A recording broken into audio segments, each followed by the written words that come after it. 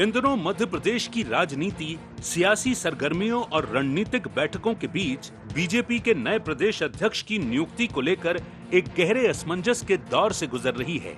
किसके हाथ होगी मध्य प्रदेश बीजेपी की कमान? ये सवाल एक बार फिर से सियासी फिजा में तैरने लगा है। साल की शुरुआत में जब बीजेपी ने संगठनात्मक ढांचे को दुरुस्त करते हुए बूथ समिति, मंडल अध्यक्ष और जिला अध्यक्षों के नाम घोषित किए थे, तब ये कयास लगाए जा रहे थे कि जल्द ही प्रदेश अध्यक्ष के नाम का ऐलान कर दिया जाएगा। लेकिन अब 5 महीने के बाद भी ये सवाल जस का तस है और संगठन के महत्वपूर्ण पद पर सस्पेंस जारी है। ये रहस्यमयी चुप्पी अब निर्णायक मोड़ पर पहुंच चुकी है, जहां 16 जून के बाद एक बड़े ऐलान की संभावना है। पचमढ़ी की वादियों में होने जा रहा बीजेपी का प्रशिक्षण शिविर प्रदेश अध्यक्ष की घोषणा के लिए एक उपयुक्त मंच बन सकता है। साथ ही ये भी माना जा रहा है कि नए अध्यक्ष का चयन जातिगत समीकरण के आधार पर हो सकता है।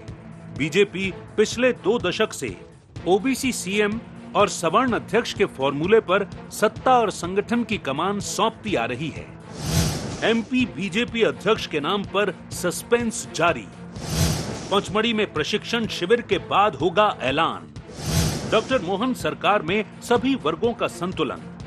31 सदस्यीय मंत्रिमंडल में सभी वर्गों की भागीदारी। प्रदेश अध्यक्ष की दौड़ में कई वरिष्ठ और प्रभावशाली नामों की चर्चा जोरों पर है, जिनमें से हर एक की अपनी विशिष्ट पहचान और समर्थन प्राप्त है। डॉक्टर नरोत्तम मिश्रा सवर्ण वर्ग से आते हैं, जो पूर्व गृह मंत्री, लंबे राजनीतिक अनुभव और आक्रामक शैली के लिए जाने जाते हैं। पार्टी के शीर्ष नेतृत्व से लेकर जमीनी स्तर तक उनके नाम की व्यापक चर्चा है। डॉक्टर नरोत्तम मिश्रा का नाम भाजपा के अनुभवी रणनीतिकारों में शुमार है। वीडी शर्मा, वर्तमान प्रदेश अध्यक्ष वीडी शर्मा भी इस रेस में शामिल हैं, क्योंकि उनके कार्यकाल में बीजेपी ने विधानसभा और लोकसभा चुनाव में अच्छा प्रदर्शन किया था। हेमंत खंडेलवाल बैतूल से विधायक और पूर्व सांसद हैं। वो प्रदेश संगठन में लंबे समय से काम कर रहे हैं। संगठन के वरिष्ठ नेताओं ने उनका नाम बढ़ाया है।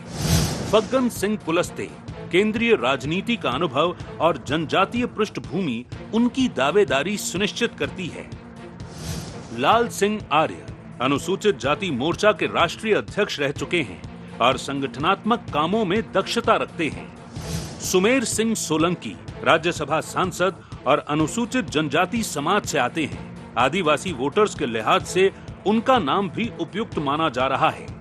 जहां एक ओर भारतीय जनता पार्टी प्रदेश अध्यक्ष के नाम में हो रही देरी को संगठनात्मक प्रक्रिया बता रही है, तो वहीं दूसरी ओर कांग्रेस अध्यक्ष के नाम को लेकर दिल्ली से पर्ची आने का आरोप लगा रही है। संगठन प्रदेश का संगठन पर्व होगा, उसके अंदर प्रदेश की टीम बनेगी, प्रदेश के अध्यक्ष बनेंगे, ये सब होता है, प्रक्रिया है। मैं समझता हूँ कि भारतीय जनता पार्टी में पर्ची से नाम आता है, इसी प्रदेश अध्यक्ष का नाम किसी ट्रेनिंग प्रोग्राम में नहीं, दिल्ली की पर्ची से होगा।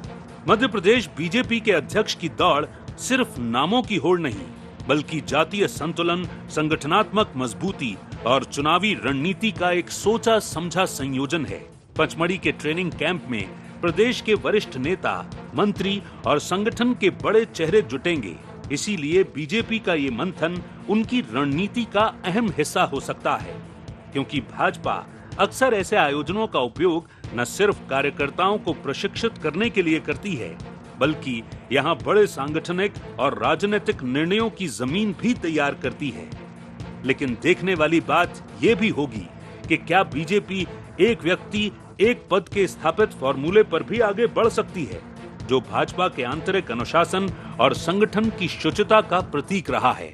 Bureau report, IND 24।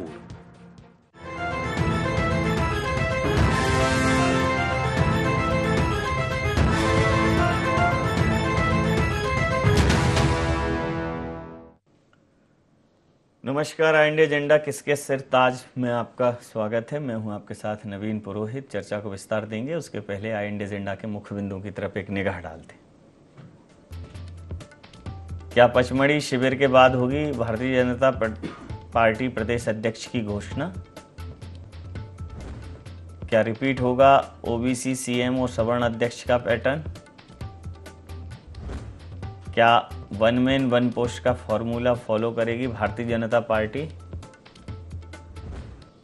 कांग्रेस क्यों लगा रही दिल्ली दरबार से पर्ची का आरोप। नमस्कार, इन्हीं सवालों के साथ चर्चा में आप सबका पुनः स्वागत है।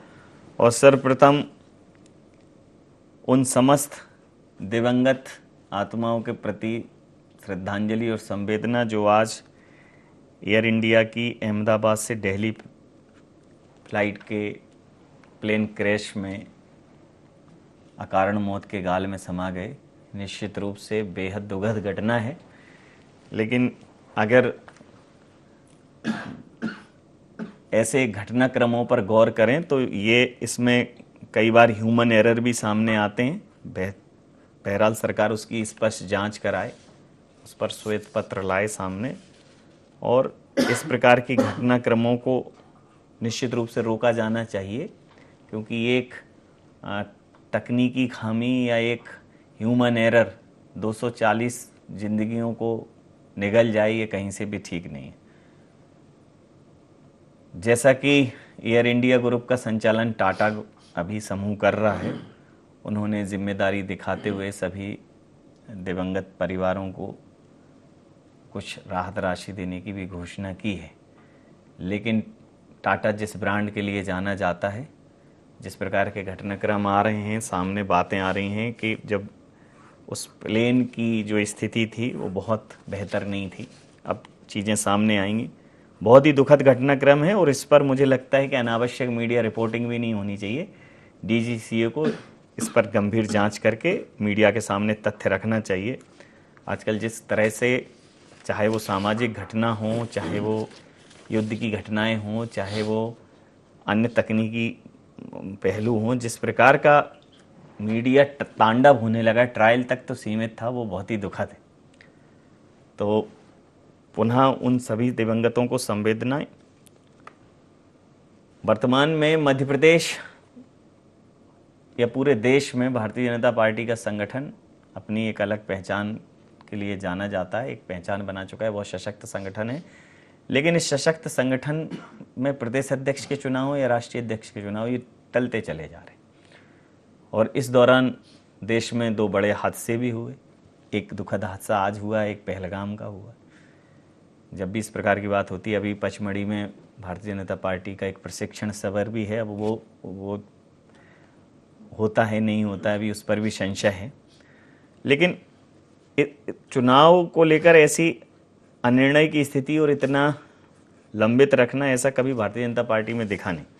कांग्रेस आरोप लगा रही है कि अब भारतीय जनता पार्टी दिखावे की संगठनात्मक पार्टी है, पार्टी सिर्फ दिल्ली संचालित होती है। यही आरोप भारतीय जनता पार्टी कांग्रेस पर पहले से भी लगाती रही है कि कांग्रेस तो सिवाय गांधी परिवार के इर्द गिर्द कहीं से चलती नहीं।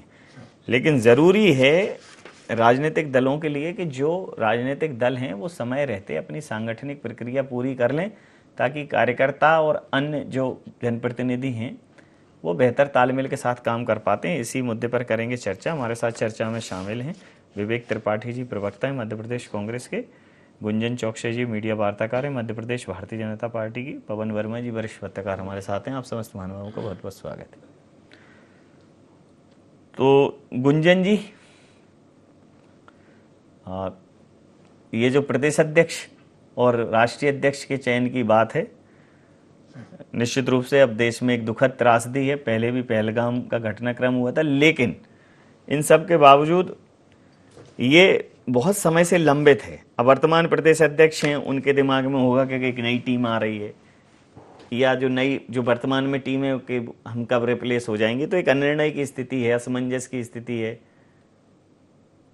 मुझे लगता है कि पार्टी संगठन को, राष्ट्रीय नेतृत्व को इस पर विचार करते हुए इसको निर्णायक स्थिति में पहुंचा देना चाहिए। सवाल खड़े हो रहे हैं आप लोगों के ऊपर, क्या कहेंगे? नवीन जी, सर्वप्रथम मैं भी अपनी बात की शुरुआत उन सभी दिवंगत आत्माओं को श्रद्धांजलि अर्पित करके ही करना चाहूंगी और उनके सभी परिवार वालों के साथ हम सबकी संवेदनाएं हैं।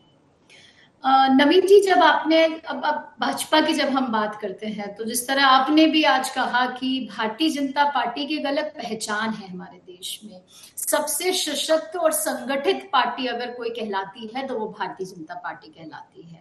मैं कुछ शब्द और जोड़ना चाहती हूँ इसमें। अगर गुड गवर्नेंस की कहीं कोई बात आती है तो वो उसका पर्यायवाची अगर कोई पार्टी है तो वो भारतीय जनता पार्टी है। ये सिर्फ पार्टी एक चुनाव के लिए नहीं बनी, ये अपने आप को एक परिवार के रूप में संचालित करती है। यहाँ के हर एक कार्यकर्ता का एक ही उद्देश्य है, वो उद्देश्य है कि जनता की सेवा किस तरह करी जाए। यहाँ जितने भी निर्णय लिए जाते हैं नवीन जी, वो एक प्रोसेस के थ्रू, यहाँ पे एक कार्य प्रणाली है उसके थ्रू लिए जाते हैं, रीति नीति के तहत लिए जाते हैं, विचार विमर्श करके लिए जाते हैं, सामूहिकता से लिए जाते हैं और तब किसी नतीजे पे पहुंचा जाता है। और वो नतीजे पे उसी व्यक्ति का नाम आधारित होता है जो एक सशक्त होगा, मैं थोड़ी कह रहा हूँ कि टॉस करके संवेदनशील होगा। मैंने कहा बोला कि टॉस करके कर लो कि भाई चित आएगा तो इनको बना देंगे। नवीन जी, एक प्रक्रिया के तहत हो रहा है ना, तो वो प्रक्रिया मैं के वही तहत तो प्रक्रिया जो है जरूर आगे पीछे होता है जी। लेकिन हर उस कार्यकर्ता को आपने देखा होगा, मैं उदाहरण दूंगी, ये वो पार्टी है जहां पे एक कार्यकर्ता को प्रधानमंत्री बना दिया जाता है। ये वो पार्टी है जहां तीसरी पंक्ति में बैठे हुए कार्यकर्ता को मुख्यमंत्री बना दिया जाता है। तो यहाँ पर जब कोई चयन होगा एक प्रक्रिया के तहत होता है। ये कांग्रेस की तरह नहीं है नवीन जी कि एक ही परिवार से चुनना है, 4 नामों में से एक नाम चुन के देना है। ये वो कुर्सी की लड़ाई नहीं है, यह जनता के विकास के लिए हर एक यहाँ पे अहम मुद्दे का फैसला लिया जाता है और उस फैसले में देरी जरूर होगी, लेकिन जो व्यक्ति होगा वो समृद्ध होगा, संवेदनशील होगा, सेवा भाव से भरा होगा और जनता के विकास के लिए तत्पर होगा। और बहुत जल्द आपके और हम सबके सामने वो नाम जरूर। जी जी। विवेक जी, देखिए आपके यहाँ भी संगठन सृजन अभियान चल रहा है। ऐसे संगठन है, एक पार्टी जो 125 साल पुरानी पार्टी है उसको संगठन सृजन करना पड़ रहा है। एक पार्टी जो बहुत बड़ी सांगठनिक पार्टी है उसकी यहाँ प्रक्रिया चल रही है बहुत लंबे समय से। उस संगठन सृजन के दौरान ही आपके यहाँ एक बड़े नेता का विसर्जन भी हो जाता है। सृजन के दौरान ही उनको बाहर का रास्ता दिखा दिया जाता है। तो आप सवाल तो उठा लो भारतीय जनता पार्टी पर, चूंकि भारतीय जनता पार्टी एक अनुशासित पार्टी और बड़े संगठन होने का दावा करती है तो सवाल तो उठेंगे।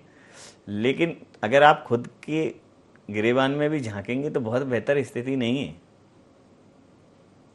देखिए नवीन जी, निश्चित ही जिस तरीके से आपने कहा कि कांग्रेस पार्टी में नवसृजन चल रहा है, हम संगठन सृजन की तरफ जा रहे हैं, तो सबसे पहले पार्टी में संदेश होना चाहिए कि अनुशासन सर्वोपरि। एक बहुत बड़े नेता के ऊपर जब कार्रवाई होती है तो कहीं ना कहीं सीख है, भाजपा को भी सीखना चाहिए कि देश की सेना पे, देश की बेटी पे जब एक मंत्री टिप्पणी करता है, आज तक भाजपा साहस नहीं जुटा पाई कि विजय शाह के ऊपर कोई कार्रवाई कर दें। निरंतर जिस तरीके से भाजपा के नेता टिप्पणी करते हैं, अपमानित करते हैं भारतीय सेना को, चाहे भारत की महिला को, भारत की बेटी को अपमानित करते हैं, विजय शाह कहां छुपे हुए हैं भाजपा का एक भी कार्यकर्ता नहीं बता पाएगा।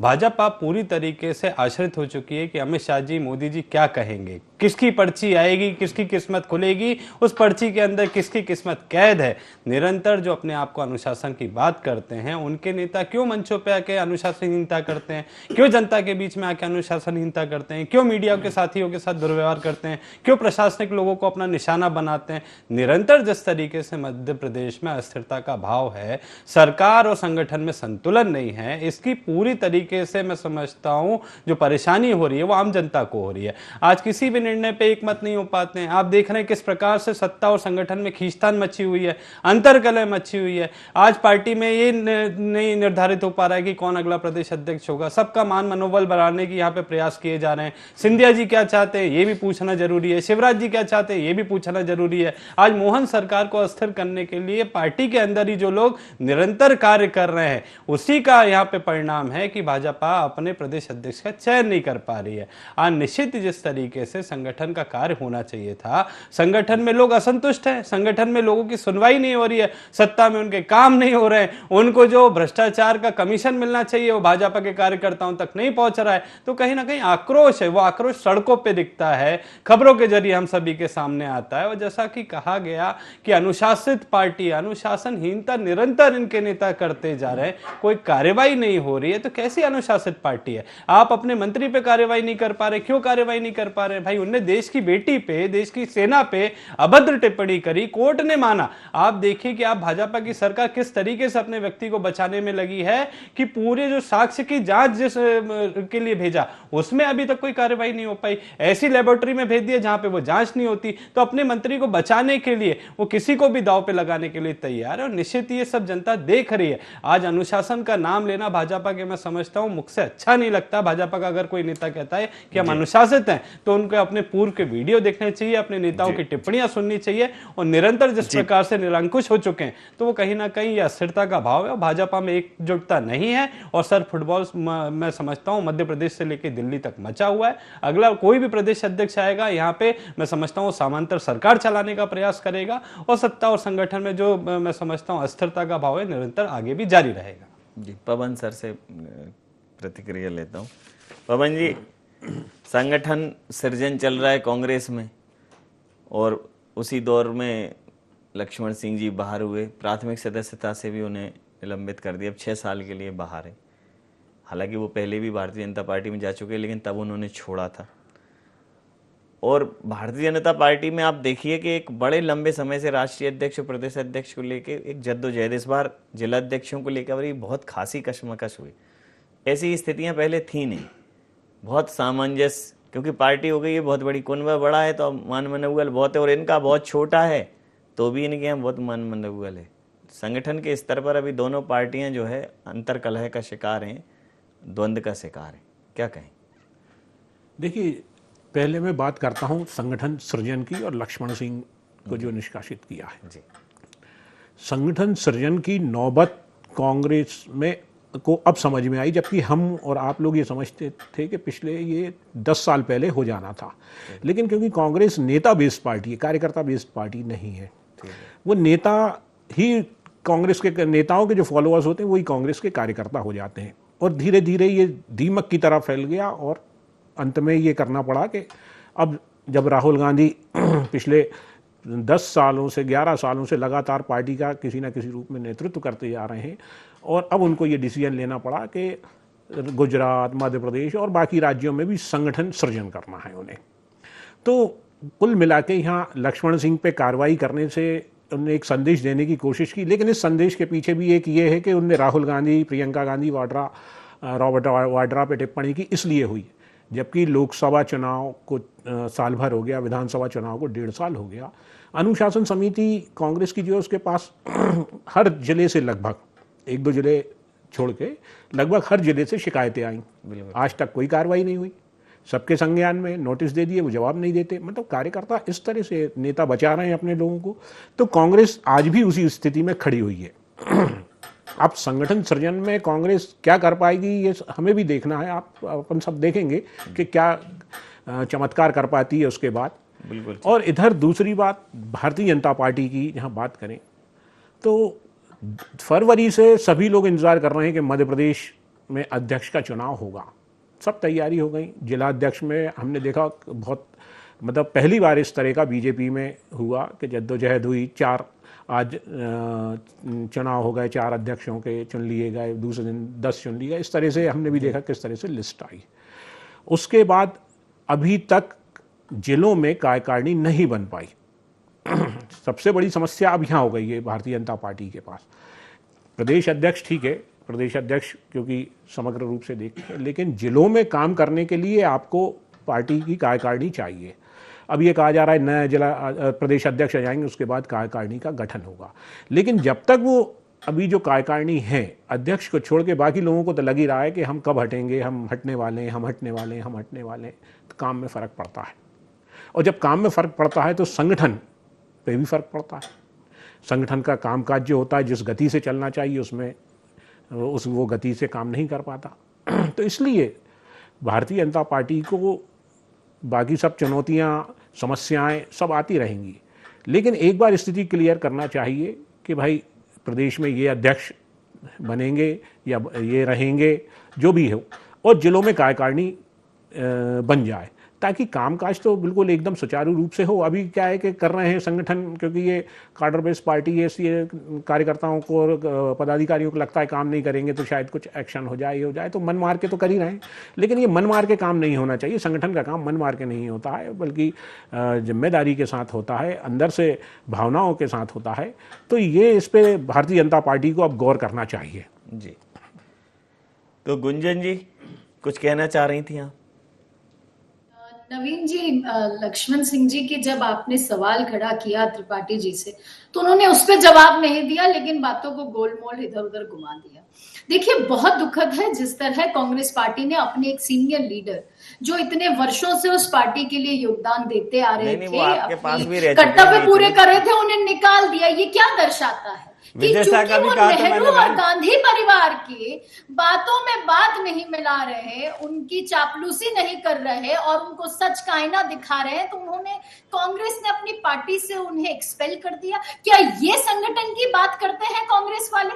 अरे जो अपने कार्यकर्ता को राहुल गांधी जी आके घोड़ों में क्लासिफाई कर गए, रेस का घोड़ा, बारात का घोड़ा, जो अपने कार्यकर्ताओं को गद्दार कह गए, जो अपने कार्यकर्ताओं को स्लीपिंग सेल जैसे शब्दावली से संबोधित कर गए, वो किस संगठन की मजबूती की बात कर रहे हैं? ये सिर्फ एक दिखावा है, ये ढकोसला है। मैं हमारे वरिष्ठ पत्रकार जी की सम्मानीय बात को आगे बढ़ाना चाहूंगी कि कांग्रेस अगर इस तरह किसी भी, अगर ये कार्यकर्ता बेस पार्टी नहीं है, ये नेता बेस पार्टी है, और तभी जो इनकी नेता की बोली नहीं बोलेगा, जो गांधी नेहरू की बोली नहीं बोलेगा, उन्हें चाहे वो कितना ही वरिष्ठ क्यों ना हो, जो अगर नेशनल इंटरेस्ट में कोई बात रखी थी लक्ष्मण सिंह जी ने, उन्होंने यही कहा था कि कश्मीर में जो आज जितना बड़ा जो एक त्रासदी हुई थी, उन्होंने उस मुद्दे पर सवाल खड़ा किया था, उन्होंने वाड्रा पे सवाल खड़ा किया था, तो उन्हें निकाल दिया।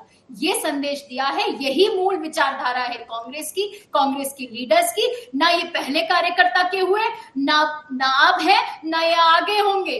विवेक त्रिपाठी जी जैसे जो मेहनती लोग हैं इनकी पार्टी में, वो ऐसे ही रहेंगे, और जो गांधी और नेहरू के साथ आगे चापलूसी करेंगे वो शायद पद पे बैठेंगे। तो अगर संगठन को मजबूती करना है तो इन्हें पहले अपनी मूल विचारधारा को मजबूत करना पड़ेगा, अपने कार्यकर्ताओं को पहचानना पड़ेगा, और विकास के बारे में सोचना पड़ेगा। कुर्सी से हटकर थोड़ा जनता के बारे में सोचेंगे तो कांग्रेस का शायद एक अस्तित्व और वजूद जो अब खतरे में है वो वापस आएगा। गुंजन जी ने एडवाइस दे दी है आज आपको। भाजपा का हर नेता एडवाइस देता है, लक्ष्मण सिंह जी की तो पीड़ा है, लीगल एडवाइजर भी हैं, ऐसा नहीं है। आपने जो चिंता व्यक्त की थी उसके लिए धन्यवाद, पर उसकी चिंता आप कम से कम अगर विजय शाह जी के बयान पे कर लेती कि एक महिला के ऊपर जिस प्रकार की टिप्पणी की गई, भारतीय सेना की एक अधिकारी के ऊपर टिप्पणी की गई, उस पर आपके क्या विचार है, उस पर क्या कार्रवाई होनी चाहिए? दीदी, ये भी आप जनता को बताने का यहाँ पे कष्ट, पार्टी ने बिल्कुल विचार विमर्श किया है, निष्कासन कर दिया, निष्कासन कर दिया, पद से मुक्त कर दिया। क्या कार्रवाई करिए गुंजन जी, ये भी तो बताइए, क्या कार्रवाई की है? सुन